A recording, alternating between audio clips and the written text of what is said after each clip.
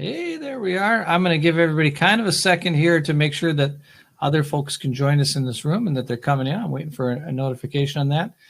Happy Tuesday afternoon to everyone. This is our seventh panel today. We did Central Texas and South Texas, and it's been a fantastic group of people, and I'm expecting that to continue here, even if though we're talking about hospitality and retail, which might be a little beat up right now, feeling like they're not the favorite kid of real estate anymore, but you all are. Don't worry about it.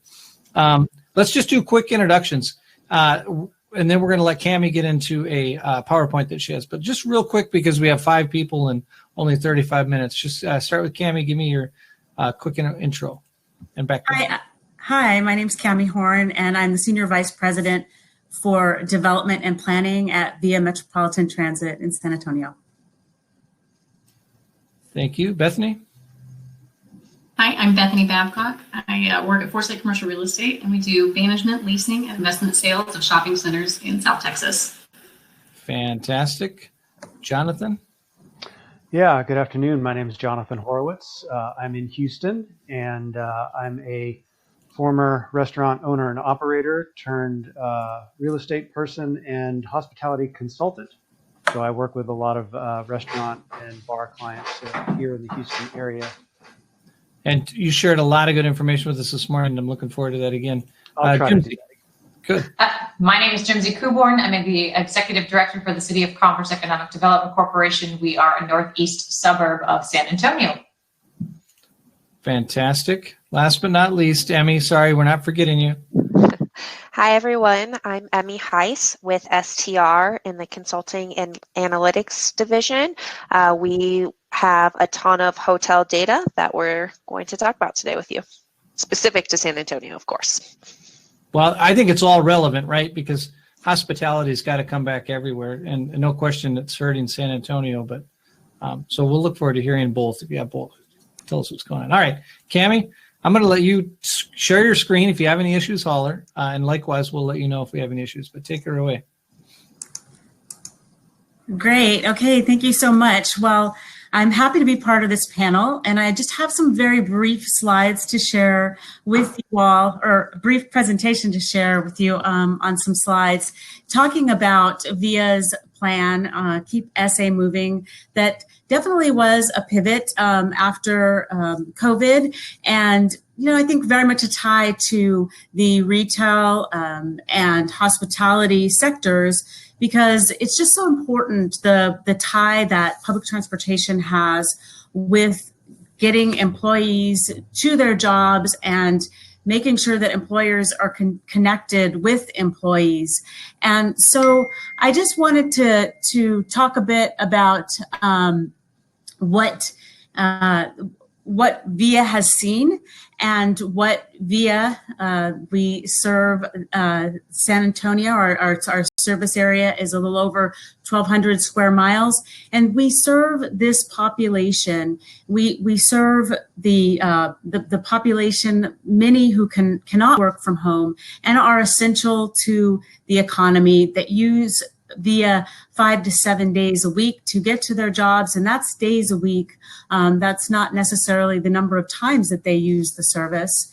And I heard in a previous panel, Todd, you were talking about the population and populations moving to Austin. And if you can just imagine in the future that the entire population of Austin moving into San Antonio and bringing their cars, well, that is the type of traffic that we are anticipating in the future. And so it's very important that we are looking at that to support addressing traffic as we move forward. So one of the things that the plan does is that it really looks to improve the frequency of VIA's service, and because frequency is what is most important to ridership. Because, I mean, if you think about it, the faster you can connect, the less you have to use schedules for transportation, the quicker that you get from point A to B. And so if you can see now on the slide that I'm showing you, that yellow area is where most of the current range of our system operates today, which is 21 minutes or greater in terms of frequency. And we know that what is most helpful to people, and it is getting into that range where you're 12 minutes or less in terms of frequency. So that is what our that is what we are planning for in the future.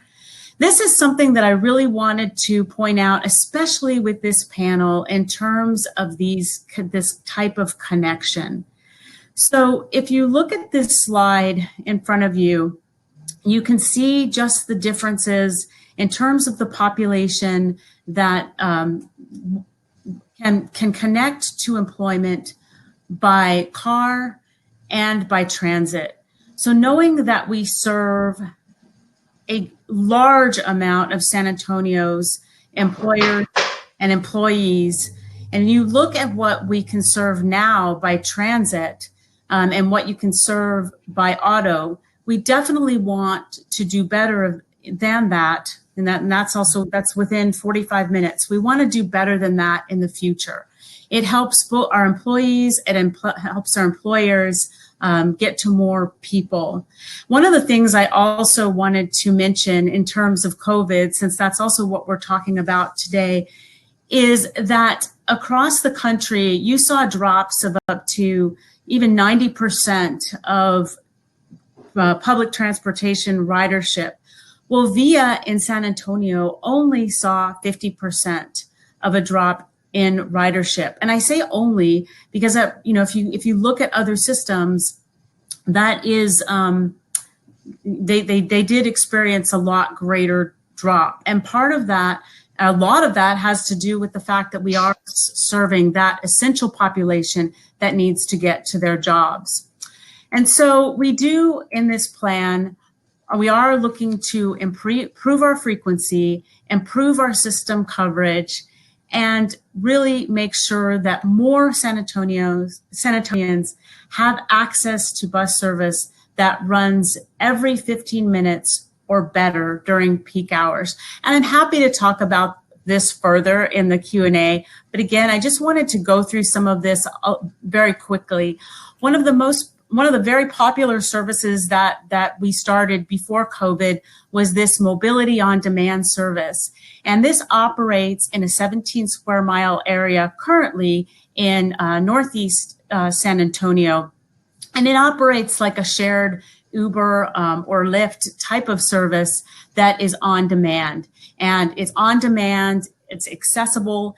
And that is one thing that we are also looking to do in the future, is to use this type of service in areas where our line service doesn't operate as efficiently, and also in our innovation hubs, as you can see here, providing that first and last mile service, and really expand those mobility options for San Antonio. So this is a bit about our planned features: faster trips, more coverage, shorter travel times, more weekend service and overnight service, also very important to our employers and our employees, especially in those hospitality sectors, and more evening service.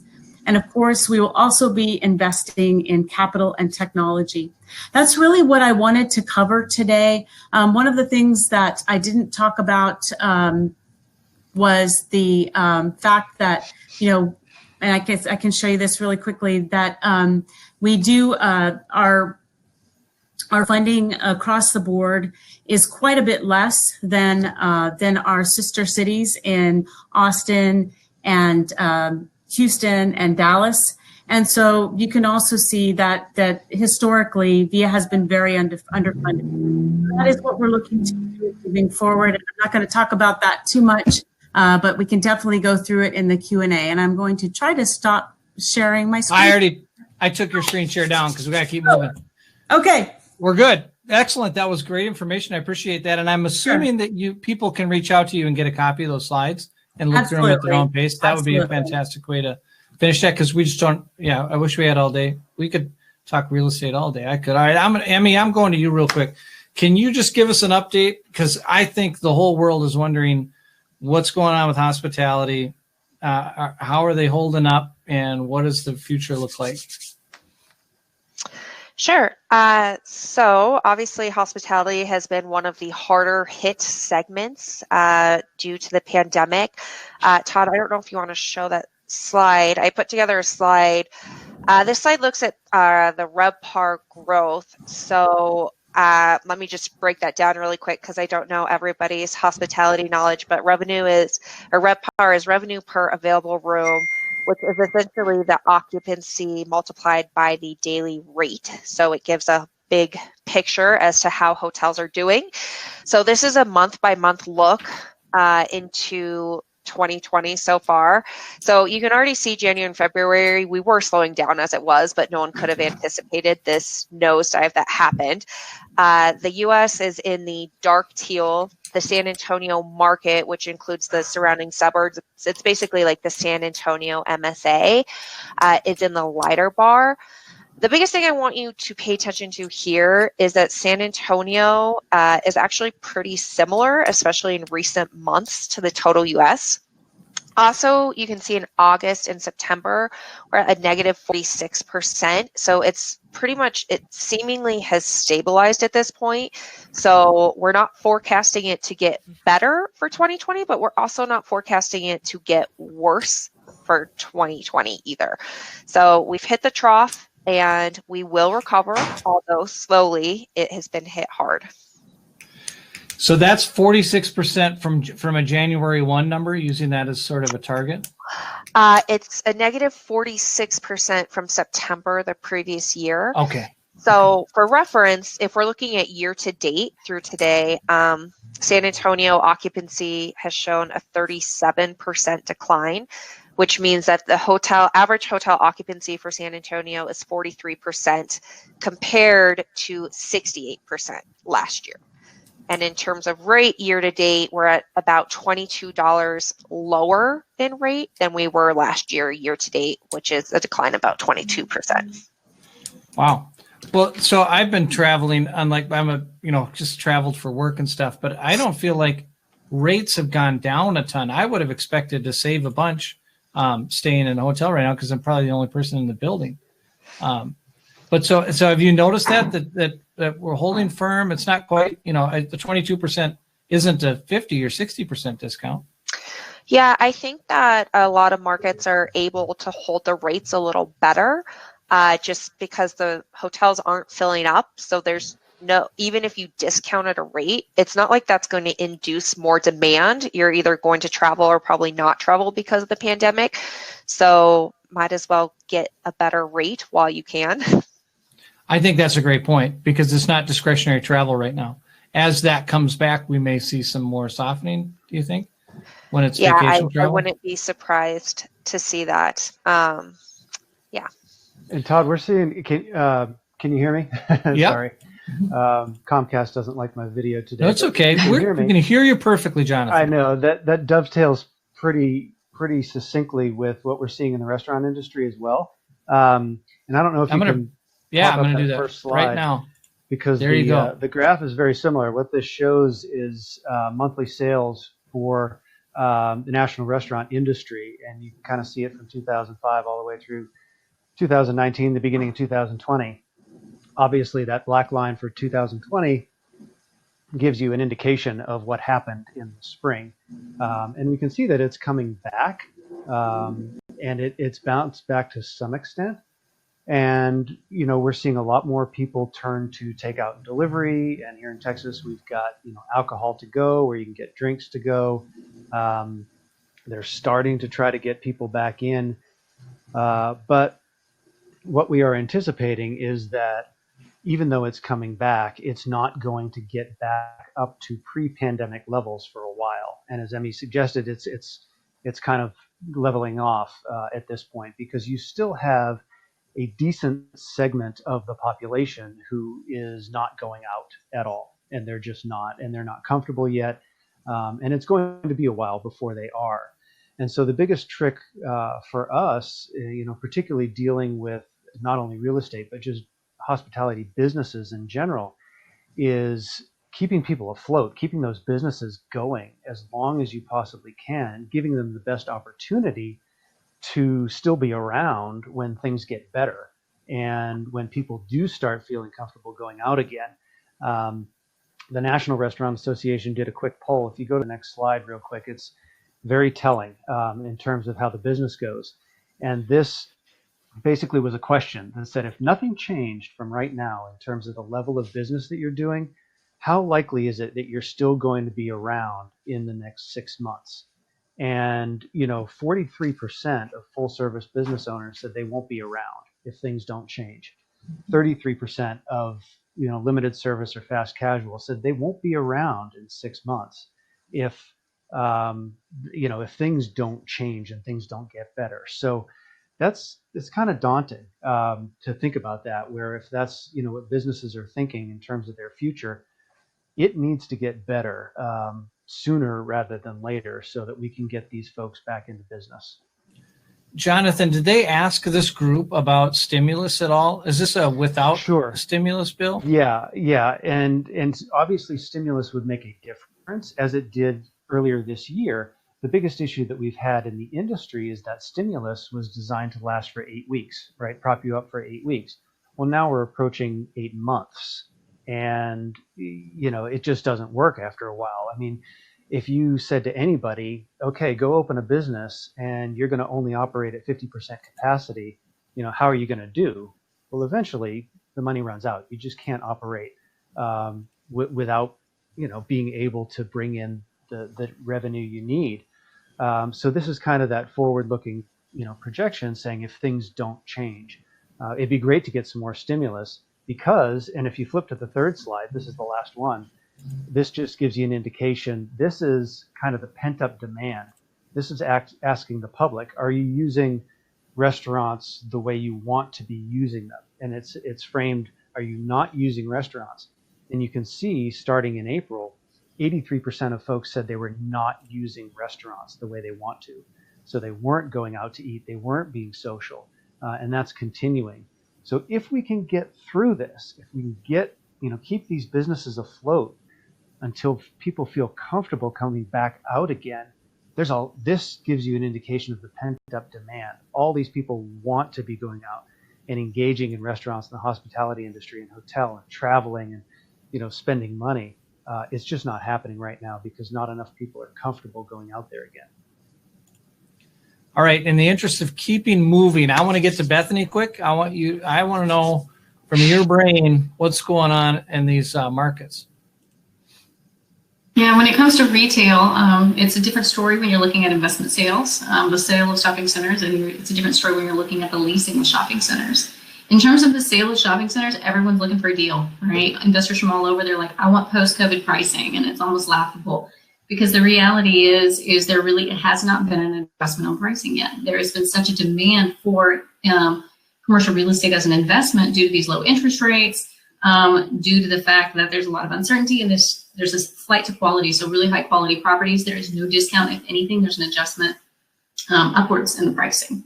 And so that is kind of a disconnect right now in the market that we're seeing. And then the lower quality assets that have a variation in their rent rolls, they're having a hard time pricing those because do you give them full credit for that year if they receive some concessions? How do you underwrite them? Are they likely to stay? Are they likely to not? And that uncertainty is keeping those properties off the market. So volume is down, which has all of the demand concentrated on fewer assets. So that's kind of something we see on the investment sales side. On the leasing side, it's very different, right? It was crickets for months. And then over the past 2 weeks, the phones have started ringing, activity starting to happen. LOIs are starting to move and leases are starting to get signed. But what's interesting is that of that interest, if I had to throw a number out there, I'd say 90% of it is with first-time business owners. These are new startups. These are new businesses. And actually, I'm really excited to see this. So it's disheartening to see so many of our tenants suffer, because we manage shopping centers as well for investors. It can be really hard to see them and they're struggling and they're trying to stay on top. But at the same time, there's so many people who were laid off, who experienced hardships that are then saying, you know what, maybe now's the time. I got nothing left to lose. Let's go start this. And they're not qualified. They do not have all of the things that landlords want to see in order to lease spaces. But you know what? The creative landlords that are making it work are getting leases signed. They are making concessions, not in terms of rent rates. It's really important to say rent rates have not seen the drop that everyone was expecting. But what we are seeing is a higher percentage of landlord concessions in terms of free rent and tenant improvements. And so in that regard, it is a great time for first-time business owners if they can find a landlord willing to say, you know what, this is better than having it vacant for so. The other place where we're seeing large demand, sorry, go ahead. No, there can't be a better time in history to approach a landlord with a deal and see what you get. Yeah, the other thing is the hot topic of our office is if you have a second generation restaurant, with a drive-through, you're golden. I mean, you can get a lot of interest on that inventory right now. So believe it or not, it's not a terrible time to have a vacancy either. There is definitely interest, and there are restaurant groups who are not cash poor, who've been kind of sitting on the sidelines waiting. They might not have been able to afford their first and second choices before because there's too much competition, and their first and second competitors aren't doing as well. And so now they're coming in, and we're seeing that a lot. So it's not all bad news on the retail front. It has been a brutal year. None of us are walking around, planning on making any big purchases anytime soon. But yeah, there's definitely some positive in the market right now, and we're really excited to see that. I'm glad you brought the positives to light. Jimsy, I saw you shaking your head a lot in a really positive way. Yes, Bethany made some really good points. Yeah, what's going on in Converse, and what are you thinking? So we're on the northeast side of San Antonio, and over here, we were 18,000 people in 2017. We're over 30,000 people now. We've grown so much. We have so much pent-up demand. And most of our citizens are still continuing to support our restaurants. Our sales tax revenue has not gone down during COVID because we have so many convenient restaurants out here and lots of drive-thrus, and people are utilizing them, as well as, we have a couple of Walmarts and CVS and Walgreens. So on the commercial real estate side, it's been good for us to continue our businesses. But Bethany made a great point. If you had a restaurant space that had drive-through capacity, and if someone had left that facility, it's golden. Absolutely. We had one. It had 5 people interested in leasing that. So it went like this. It was gone immediately. We've lost another restaurant space. Again, that was, it wasn't even advertised. That thing has already been released. We're waiting to find out who's going to be using that space. So, and we've got some developers coming in. They're looking at 3-acre lots and doing some interesting commercial, breaking it down into smaller, more biteable, chewable pieces for people who are looking at opening up new entrepreneurial ideas, concepts in little, small, like 1,000 to 1,200 square foot spaces. So it's great for us. We have a lot of demand and not a lot of businesses yet to fill it because we've been small for so long. We've got 3,000 new homes under construction right now in our city limits. So for us, it's been a very different story, but it's kept us very busy recently. I know this isn't the housing panel, but 3,000, is that single family? Is it a combination of multi and single? That's 3,000 single family homes that are platted, approved, and under construction just in our city limits. In our ETJ area, we've got a couple thousand more. Wow. Mm-hmm. Well, that's fantastic news. All right. We unfortunately, this went super fast. Yes. I just want to go back around to everybody one more time and say, we didn't have enough time to cover everything you want to cover, but if there's one thing you could cover yet, and then we'll sign off. So let's just go back through the order again. So Cammie, final thoughts. My final thoughts is just public transportation is essential to employees and employers, and we've seen that in San Antonio. And it's just always important to keep in mind to keep the economy moving. Fantastic. All right. I don't remember now the order we went. It's to Emmy, right? Yep, it's me. I would just, I guess, want to say that although the performance levels now aren't great, the active development pipeline for hotels, especially in San Antonio and across the U.S., is still good. There's not a lot of deferred or abandoned projects, which I think just highlights that this industry will recover and people aren't pulling out of deals or construction projects that they've already started planning, final planning, or in construction. That's fantastic news. All right. Jonathan, are you there? Yes, I am. Okay, final And thoughts. I would echo those thoughts, and I would say, from a restaurant-specific perspective, I think we're seeing a major shift in the industry overall. I think you will see in the future more reliance on technology. Uh, you will see smaller spaces, smaller footprints. People will be really looking for outdoor dining, drive-throughs, as mentioned previously. Very hot commodity right now. And so I think we were trending in that direction to begin with, but this really accelerated it. And I think we're going to continue to see that as we go forward.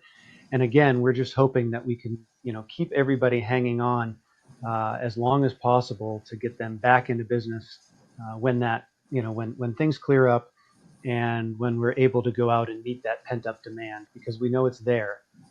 We just want to be able to be around when it's time. Yeah, it's sad. So many small restaurant owners are families that have put their life savings into their craft. I hope that this reinvention, that those folks find a way to get legs back under them and create some new concept that we can all eat at 5-6 days a week. Bethany, final thoughts? Yeah, people ask me a lot of times, where's the opportunity in this crisis? And generally speaking, the opportunity is for landlords who have cash, unfortunately, which is not everybody. But the reality is there is demand out there. There is tenant demand.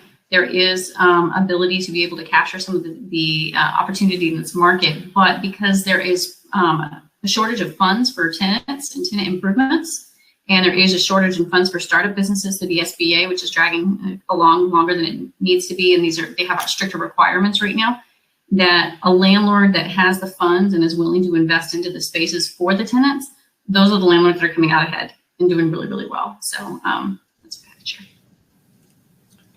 Okay. Jimsy, take us out. Yeah, absolutely. I think I finished and say, right, we are in the San Antonio region.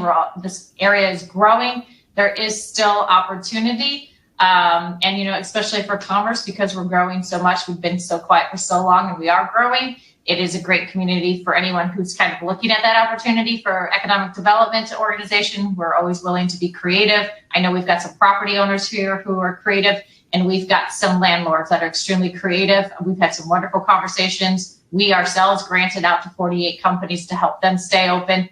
So it's a smaller community. We're very flexible and have been very creative. That's fantastic. And if you keep those houses going up, you're going to have more landlords and more people coming into town. It should be kind of fun to watch. Hey, I look forward to doing this in person next year. How about the rest of you?